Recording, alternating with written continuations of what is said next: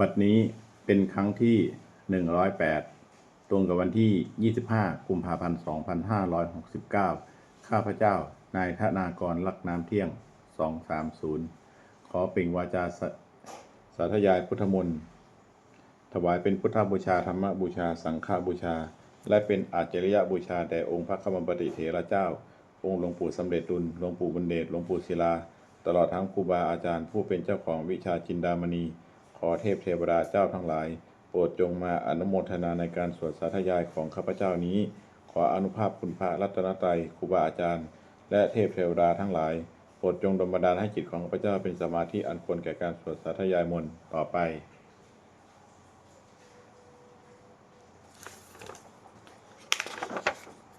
บทสวดชุมนุมเทวดา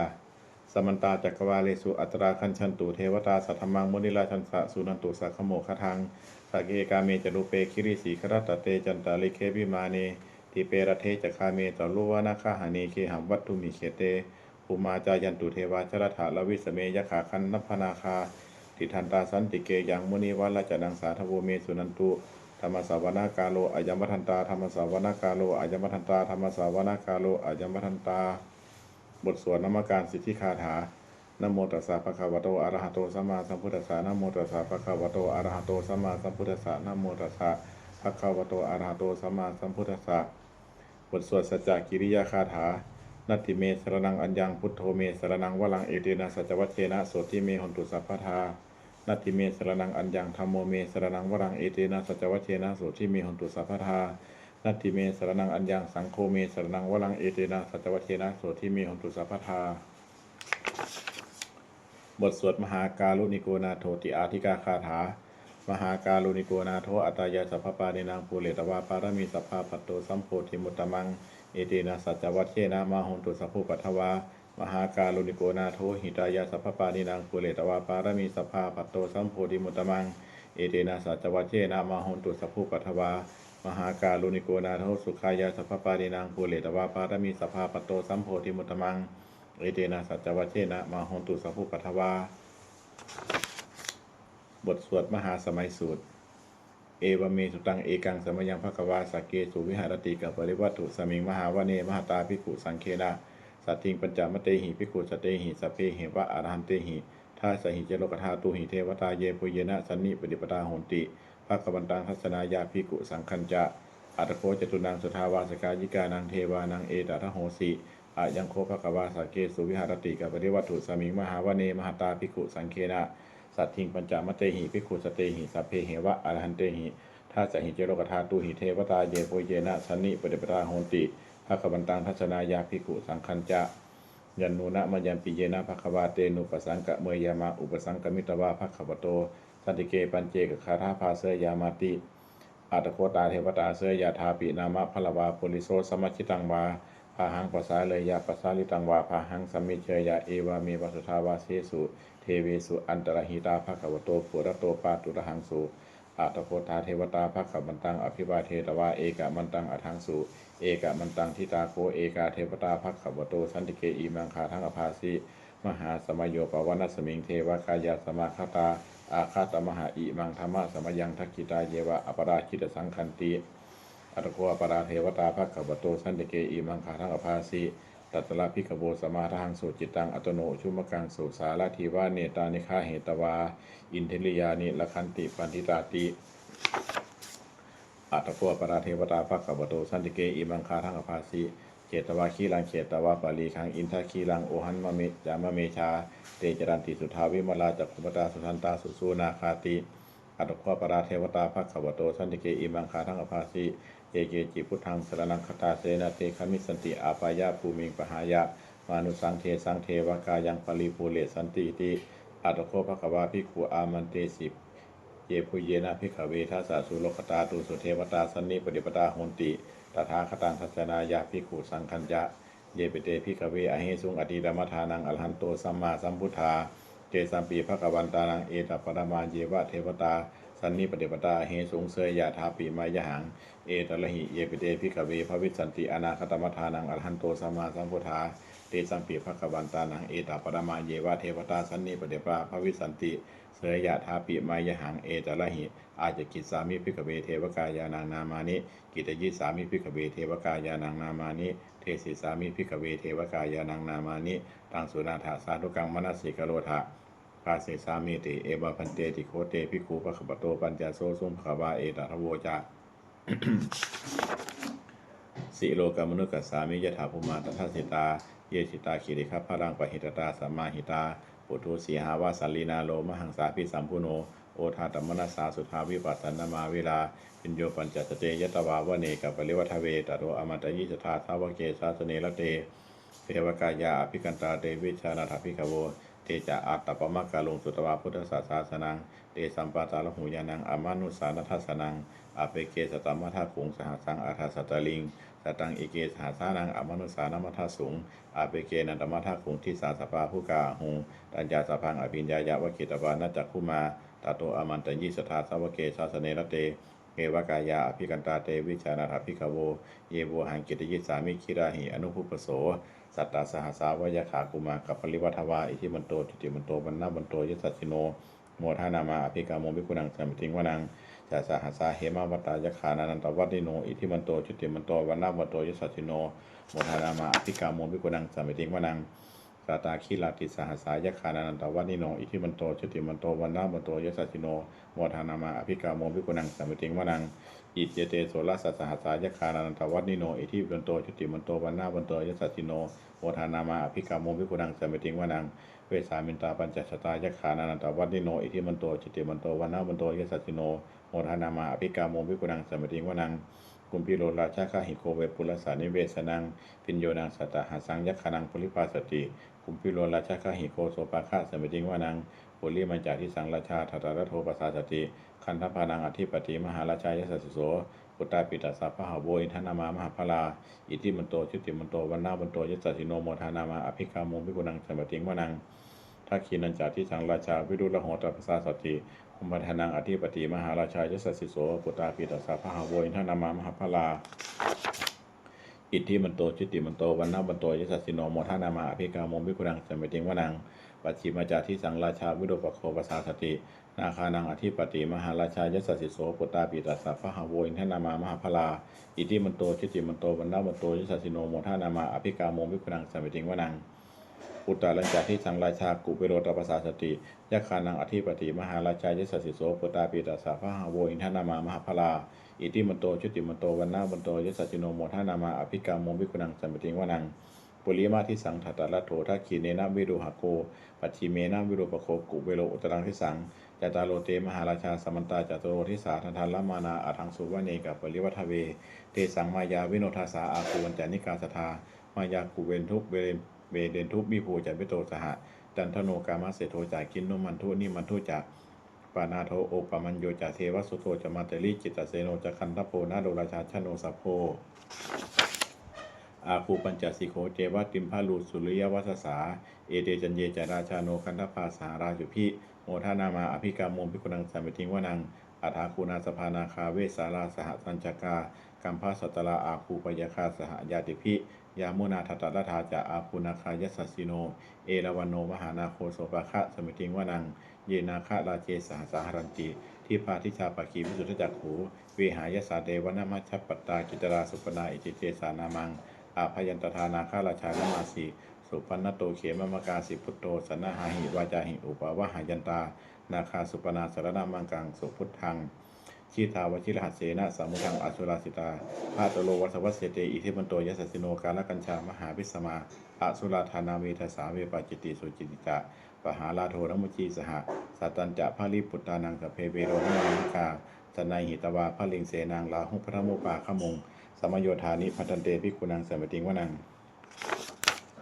อาโปจเทวาปฏิวิจเตโชวายโยตถาขมงวะรุณาวารุณาเทวาสมโมจยสาสหะเมตตากรุณากายิกาอาภูเทวายสัสสิโนท่าเสเตท่าจทากายาสเพนานันตวัตนิโนอิทิมันโตจิตติมันโตวันนาวันโตยสัสสิโนโมทานามาอภิกาโมภิกุนังสัมปติงวนังเปทุจเทวาสาลีจะอัสมาจะทุเวยมาจันทสุปุริสาเทวาจันทมาคุปุรคิตาสุริยสุปุริสาเทวาสุริยมาคุปุรคิตานักขตานิปุรคิตวาอาคูมันทวะลาหกาวะสุนังวะสโวเสโถสักโคปะฆาปุรินทัตโท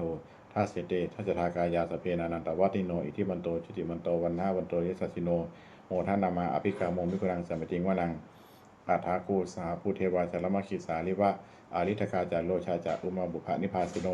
วารุณาสหธรรมาจะอจุตาจะเนชกาสุริยาลุกิลาอาคูวสัพเนสิโนท่าเสเตทัจทากายาสเพนานันตวัตติโนอิทิมันโตชุติมันโตวันนาวันโตยสัสสิโนโมทานามาอภิกาโมมิกุรังสัมปติงวานังสามานามหาสมานามนุสามนุสุตมาทิคาปทุสิกาอาทูมโนปทุสิกาอาทาคูหัลโยเทวาเยจะโลหิตวาสิโนปาราคามหาปาราคาอาคูเทวายสัสสิโนท่าเสเตทัจทากายาสเพนานันตวัตติโนอิทิมันโตชุติมันโตวันนาวันโตยสัสสิโนโมทานามาอภิกาโมมิกุนังสมิติงวนังสุกากะลุมหาอารุณาอาคูเวคะนัสสาตหะโอทาตะไคยหาปาโมคาอาคูเทวาวิจักขณาสัทธามตาหาลัคชามิสกาเจสัสสิโนท่านายังอาคาปจุนโนโยติสาภิวัสติทัสเสเตทัสทากายาสเพนอนันตวัตนิโนอิทิมันโตชุติมันโตวันนามันโตยสัสสิโนโมทานามาอภิกาโมมิกุนังสัมปติงวานังเขมิยาตุสตายามากาตกาจยสัสสิโนลัมพิตากาลามาเจธาโจตินามาจะอาสวานิมมานัลติโนอาคูอาทาคูปรณิมิตาทัสเสเตทัสทากายาสเพนอนันตวัตนิโนอิทิมันโตชุติมันโตวันนามันโตยสัสสิโนโมทานามาอภิกาโมมิกุนังสัมปติงวานังทัสเสเตเทวานิกายาสเพนานันตวัตนิโนนามันเมเยนะอาคันสุงเยจันเยสัตติสาสหะปาวุฒาชาติมาคีรังโอคัตตินมานาสวังทะเกโคตรังนาคังจันตังวะอจิตาสิตังสุพัมปรมตโตจาปุตตาอิทิมโตสหะสันนังกุมารโลติโสจาโสปาคะสมติงวานังสหัสภามะโลกานังมหาพมาทิฏฐิติอุปปโนจุติมันโตพิสมากายโยยัสสิโสท่าเสถาอิสราอาคูปัญเจกสวัตติโนเตสัญจัมมัจโตอาคาหาริโตปริวาริโตเตจัสสะเพอภิกันเตสิสินเทเวสพัมมะเกมาราเสนาอภิกามิปัสสากานะสามัทิยังเอถาคันนะหัตถะพันธะลาเคนะพันธะมุทโวสมันตาปริวาเลถามาบุมจโกจินังอิติตถามหาเสโนกันนะหาเสนังอเปสยิปานินาตระบาหันจะสรังกตวานเพระวังยถาปวุสโกเมโคธนายันโตสาวิจโกตถาโสปยุทาวติสังกุโทอาชยังวเสตัญจสัพพังอภิญญายะวกิตวานาจักขุมาตโตอมันตยิสทาสาวเกสาสเนละเตมาลเสนาอภิกันตาเตวิชานาภิกาโวเตจาอาตัปปมะกรงสุตวาพุทธศาสนังวีตาลาเคหิปกามงเนสังลมมันเปอิชยุงสาเพวิชิตาสังขามาพยาติตายสัสสิโนโมทันติสหภูเตหิสาวกาเตชเนสุตาติบทสวดจุลชยปกรณ์นะโมเมพุทธเตชะสารัตนัตยะธรรมิกาเตจาประสิทธิปสีเทวานาลายะปรเมสุราสิทธิพรหมาจะอินทาจะจตุโลกาคัมภีลักขกาสมุทาผู้ถุงข้างข้าจะสพัมมาชยประสิทธิภวันตุเตชยชยท่อละนี่อุทธินาทีชยชยขาคนละตนละนิไซนิไลไซเซนนะเมรุดาจะพ้นนอราชีชยชยคัมภีระส้มพีนาเคนธนาคีปีศาจจะพูตกาลีชยชยทุนนิมิตตาโลคีชยชยสิงคีสุธาธานามุขชาชยบรุณนามุขสาตาชยจำปาทินากุรขันโถชยคัจคนนาตุรงสุกราปุชงสีหาพยาขาที่ป่าชยบรุณนามุขยาตาจิตาเสนาลีปุณสุทธินอรดีชยสุขาชีวีชยท่อละนีตะเลสทาสุชัยยาชยท่อละนีสานตินสทาชยมังกราดลัญญาภาวะเคชยวรุณยักเคชยลกเสสุรโพชเตชาชยพรหมเมนธนาค่าชยราชาธีราสาชัยชยปัทวิงสัพพังชยอรหันตาปเจกับพุทธสาวังชยมเหสุโรหหรินเทวาชยพรหมาสุรโคชยนาโควิรุหโกจันทิวิรุปโคจันทิมาลวีอินโทจะเวนะเตยโยจะกุเวโลวลุโนปีจะอาคิวาโยจะปาชุนโหกุมาโลทัตรัตถโกอัฏฐารสามหาเทวาสิทธิตาปัสสะอาทโยอิสิโนสาวกาสัพพะชยราโมภวันตุเตชยธรรมโมจะสังโฆจะทัสปาโรจะชัยกังเอเทนาชัยเตเชนะชัยโสธีภวันตุเตเอเดนาโพธเตเชนะโหตุเตชยมังคลังชโยปีพุทธสัสสิริมโตอะยังมาราชปาปิมโตปราชโยอุโคจยัมโพธิมันเตปโมทิตาชัยยตถาพรหมคณามเหสิโนชโยปีพุทธสัสสิริมโตอะยังมาราชปาปิมโตปราชโยอุโคจยัมโพธิมันเตปโมทิตา ชัยยะทธาอินทคานามเหสิโนชยโยปิพุทธสัสสิริมโตอายังมานัสจปาปิมโตปราชโยอุโคทยัมโพธิมันเตปโมทิตาชัยยะทธาเทวคานามเหสิโนชโยปิพุทธสัสสิริมโตอายังมานัสจปาปิมโตปราชโยอุโคทยัมโพธิมันเตปโมทิตาชัยยะทธาสุปันนคานามเหสิโนชโยปิพุทธสัสสิริมโตอายังมานัสจปาปิมโตปราชโยอุโกจะย่ำโพธิมันเตปโมทิตาชัยยะทานาคขนามเหสิโนเชโยปีพุทธสัสสิริมโตอายังมาลัสจปาปิมโตปราชโยโอโคจะย่ำโพธิมันเตปโมทิตาชัยยะทาสุพัมมคณามเหสิโนชยันโตโพธิยาโมเลสักกยานังนันทิวัตโนเอวังตวังวิจโยโหหิชยสุชยมังคะเลอปราชิตปันลังเกสีเสปทาวิโภคะเลอภิเสเกสัพอพุทธานังอาคัปปโตปโมทติสุนัขขตังสุมังคลังสุปาพาตังสุโหติตังสุขโนสมุหโตจะสุยิพังพรหมจาริสุปทักขินังกายกรรมังวาจากรรมังปทักขินังมโนกรรมังปณิทิเตปทักขินานิกตวานรพันตเทปทักขิเนเอตัฏฐาลัทธาสุกิตาวิรุธาพุทธศาสเนอโลคาสุกิตาโหทะสหัสเพหิญาติพิสุนันตุโพนโตเยเทวะอัสมิงธานีอธิกตาทีคายุกาสทาโหนตุสุกิตาโหนตุสัพพทาลักขันตุสัพพสัตทานังลักขันตุกินสาสนังยากากิปัฏนาเตสังสเพปุเรนตุมโนรธายุตตกาเลปวัสสันตุวัสสังวัสสาวราหากาโรคาจุปัตถวาเตสังนิวาเดนตุจะสัพพทากายาสุขังจิตตาสุขังอรหันตุยาธาอรหังบทสวดธรรมนิยามสุตังเอวเมสุตังเอกังสมยังภัควาสาวัตถิยังวิหารติเชตวเนอนาคปินทิกัสสะอารามีตัตตะละโหภัควาภิกขุอามันเตสิภิกขโวติปทันเตติเตภิกขุภัควโตปัญจโสสุงภัควาเอตทโวจะอุปาทาวาภิกขเวตถาคตานังอนุปาทาวาตถาคตานังทิตาวาสาธาตุธรรมะทิตาธรรมนิยามตาสัพเพสังขารานิจจติตังตถาคโตอภิสัมพุจติอภิสัมเมติอภิสัมพุชิตวะอภิสเมตวะอาจิกติเทเสติปัญญาเปติปัฏฐาเปติวิวารติวิภัชติอุตานีกโรติสัพเพสังขารานิจจติอุปาทาวาภิกขเวตถาคตานังอนุปาทาวาตถาคตานังทิตาวาสาธาตุธรรมะทิตตาธรรมนิยามตาสัพเพสังขาราทุขาติตังตถาคโตอภิสัมพุชติอภิสัมเมติอภิสัมพุชิตวะอภิสเมตวะอาจิคติเทเสติปัญญาเปติปัฏฐาเปติวิภารติวิภาชติอุตานีกโรติสัพเพสังขาราทุขาติอุปาทาวาภิกขเวตถาคตานังอนุปาทาวาตถาคตานังทิตาวะสาธาตุธรรมะทิตตาธรรมนิยามตาสัพเพธรรมานัตตาติตังตถาคโตอภิสัมพุชติอภิสัมเมติอภิสัมพุชิตวะอภิสเมตวะอาจิคติเทเสติปัญญาเปติปัฏฐาเปติวิปารติวิภาชติอุตตานีกโรติสัพเพธรรมานัตตาติอิธรรมโวจะภควาอัตตมนาเตภิกขุภควโตภาสิตังอภินันทุนติบทสวดพัทเทกรัตตคาถาอติตังนาคะเมยะนปฏิกังเคอนาคตังบุคคลไม่ตัวควรตามคิดถึงสิ่งที่ล่วงไปแล้วด้วยอาลัยและไม่พึงพะวงถึงสิ่งที่ยังไม่มาถึงยะธาติตามปะหินตังอัมปันตจะอนาคตังสิ่งเป็นอดีตก็ละไปแล้วสิ่งเป็นอนาคตก็ยังไม่มาปัจจุบันนันจะโยธรรมตถาตถาวิปัสสติอสังหิรังอสังกุปังตังวิทยามนุปาโลหะเยผู้ใดเห็นธรรมอันเกิดขึ้นเฉพาะหน้าในทีนั้นอย่างแจ่มแจ้งไม่งอนเงียนคอนแคนเขาควรพ่อคุณอาการเช่นนั้นไว้อาเชวะกิจจะมาตับปังโกชัญญามรณังสุเวความเพียรเป็นกิจที่ทำวันนี้ใครจะรู้ความตายแม้พรุ่งนี้นะหิโนสังครันเตนะมหาเสเนนะมัจจุนาเพราะการเปลี่ยนต่อมุจดาซึ่งมีเสนามากย่อมไม่มีสำหรับเราเอวังวิหาริมาตาปิงอโหรตามัตนิตังตังเวพทันเทกดันโตติสันโตอาจิกเตมุนีผู้สงบย่อมกล่าวเรียกผู้มีความเพียรอยู่เช่นนั้นไม่เกียจค้านทั้งกลางวันกลางคืนว่าผู้เป็นอยู่แม้เพียงราตรีเดียวก็น่าชมบทสวดธรรมะสังเวคปัจจเวคณะ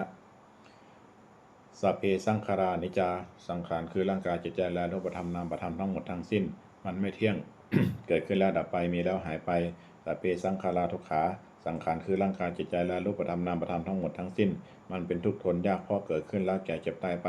สัพเพธัมมาอนัตตาติสิ่งทั้งหลายทั้งปวงทั้งที่เป็นสังขารและไม่ใช่สังขารทั้งหมดทั้งสิ้นไม่ใช่ตัวไม่ใช่ตนไม่ควรถือว่าเราว่าของเราว่าตัวว่าตนของเราอัตทุวังชีวิตตังชีวิตเป็นของไม่ยั่งยืนทุกวังมรณังความตายเป็นของยั่งยืน อวสังมายามฤตพังอันเราจะพึงตายเป็นแท้มรณะปริโยสานังเมชีวิตตังชีวิตของเรามีความตายเป็นที่สุดรอบชีวิตตังเมอนิยตังชีวิตของเราเป็นของไม่เที่ยงมรณังเมนิยตังความตายของเราเป็นของเที่ยงวัตตะควรที่จะสังเวชยังกายโยอจิรังร่างกายนี้ไม่ได้ตั้งอยู่นานเปตวิญญาโนขันธ์ปัจจากวิญญาณจุนโทอันเขาทิ้งเสียแล้วอธิเสสติจากนอนทับปัทวิงซึ่งแผ่นดินกะลิงขลังอีวะประดุจดังว่าท่อนไม้และท่อนฟืนนี่ละถังหาประโยชน์ไม่ได้อนิจจาวัฏสังขาราสังขารทั้งหลายไม่เที่ยงหนออุปาทวายธรรมมิโนมีความเกิดขึ้นแล้วมีความเสื่อมไปเป็นธรรมดาอุปาชิตวานิรุชันติขั้นเกิดขึ้นแล้วย่อมดับไปเตสังบุปสโมสุโขความเข้าไปสงบระงับสังขารทั้งหลายเป็นสุขอย่างยิ่งสัพเพสัตตามรันติจะสัตว์ทั้งหลายทั้งปวงกำลังตายอยู่มาลิงสุจะมาลิสเลที่ตายแล้วและกำลังจะตายตะเทวะหังมลิสามิเราก็จะตายอย่างนั้นเหมือนกันนัตถิเมเอถาสังสโยความสงสัยในความตายนี้ย่อมไม่มีแก่เราเลยบทสวดเมตตายังกินจิกุศลังกัมมังสัพเพหิพัตเตหิกตังบุญยังโนอนุโมทันตุสุนันตุปนโตเยเทวาอัสมิงทาเนอธิกตาทิทีคายุกาสทาหนตุสุกิตาหนตุทุกขาปมุจจันตุมาตาปิตาสุกิตาหนตุทุกขาปมุจจันตุสัพเพยติกาสุกิตาหนตุทุกขาปมุจจันตุสัพเพอายติกาสุกิตาหนตุทุกขาปมุจจันตุสัพเพปิสาสัพเพยขาสัพเพเปตาสุกิตาหนตุทุกขาปมุจจันตุสัพเพอาจาริยุปชายะสุกิตาหนตุทุกขาปมุจจันตุสัพเพนัคขตาสุกิตาหนตุสุขาปมุจจันตุสัพเพเทวาสุกิตาหนตุทุกขาปมุจจันตุสัพเพสามาตินังสมิจฉันตุโวบทสวดบูชาหลวงปู่ทวดนะโมโพธิสัตว์อคันติมายะอิติภควานะโมโพธิสัตว์อคันติมายะอิติภควานะโมโพธิสัตว์อคันติมายะอิติภควาปฏิฐานคาถายาเทวตาสันติวิหารวาสินีถูเปตะเลโพธิตะเลตะหิงตาธรรมทานเนนะภาวันตุปูชิตาโสติงกโรนเตถาวิหารมันทะเลเทลาจมัชชานวกาจะพิขโวสารามิกาธานปฏิอุปาสกาคามาจะเทสานิคามาจะอิสาราสปานาภูตาสุกิตาภวันตุเตชลาโพชาเยปิจะอันตสัมภวาสังเสทชาตาอัทโวปปาติกานิยานิกังธรรมวรังปฏิจเต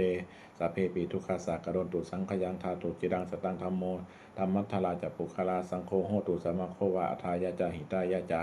อัมเหระคตุสัทธโมธรรมิสัพเพปิสัมมาจาริโนพุทธิงสัปปาปุณยามะธรรมิอริยปเวทิเตปัสสนาหนตุสัพเพปิปานิโนพุทธศาสนีสัมมาทาลังกเวจันโตกาเลเทโวปวัสตุพุทธิภาวายะสัตตานังสมิทธาเนตุเมทานิงมาตาปิตาจะอันตรักชังนิจจังละคันติปุตตกังเอวังธรรมเมนะราชาโนปชังละคันตุสัพพทาเทวตาอุยโยชนะคาถาทุกขปัตตาจนิทุกขาพยาปัตตาจนิพยาโสกัปปัตตาจนิโสกาหนตุสัพเพปิปานิโนเอตาวตาจะมีหิสัมปตังบุญญาสัมปทังสัพเพเทวานโมทันตุสัพพะสัมปสิทธิสิทธิยาทานังคันตุสัทธายาสีลังละคันตุสัพพทาภาวนาพิรตาหนตุคันจันตุเทวตาคตาสุมังคลคาถาโหตุสัพพังสุมังคลังละคันตุสัพพเทวตาสัพพะพุทธานุภาเวนะโสติหนตุนิรันตลังโหตุสัพพังสุมังคลังละคันตุสัพพเทวตาสัพพะธรรมานุภาเวนะโสติหนตุนิรันตลังโหตุสัพพังสุมังคลังละคันตุสัพพเทวตาสัพพะสังฆานุภาเวนะโสติหนตุนิรันตลังสัพเพพุทธาภรปตาปัจจิกานันจะยังพลังอรหันตานันจะเตเชนะละคัมปันธามิสัพพโส